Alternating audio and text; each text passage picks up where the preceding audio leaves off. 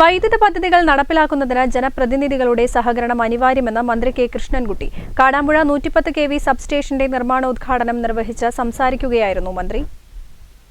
Electricity board Kadampuzha ജനതയുടെ ചിരകാല അഭിലാഷം പൂവണിയുകയാണ്.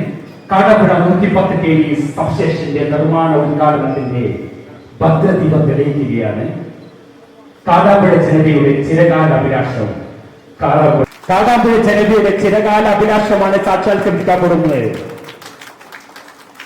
110 kV സബ്സ്റ്റേഷന്റെ ഇതിന് രാഷ്ട്രീയ ഈ ചടങ്ങിന് ഇതിനു വേണ്ടി പ്രവർത്തിച്ച ഇന്നാട്ടിലെ ബഹുമാനരായ മറ്റ് ജനപ്രതിനിധികൾ, KSEBയുടെ ഉദ്യോഗസ്ഥന്മാർ, വിവിധ രാഷ്ട്രീയ കക്ഷികളുടെ നേതാക്കന്മാർ, ഇതിന്റെ പ്രവൃത്തി ഏറ്റെടുത്ത് നടന്ന കരാറുകാർ, തൊഴിലാളികൾ എന്നിവരുടെ എല്ലാ പരിപൂർണ സഹകരണം പ്രതീക്ഷിച്ചുകൊണ്ട് കാടാമ്പുഴ 110 kV സബ്സ്റ്റേഷന്റെയും അനുബന്ധ ലൈനുകളുടെയും നിർമ്മാണോദ്ഘാടനം നിർവഹിച്ച് പ്രഖ്യാപിക്കുന്നു.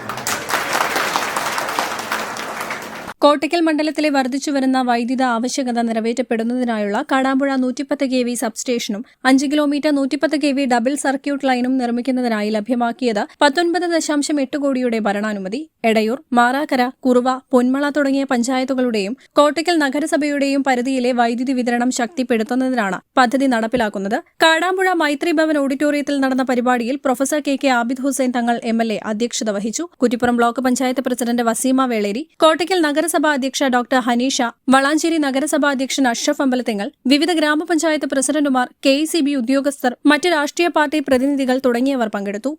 News bureau, Malappuram.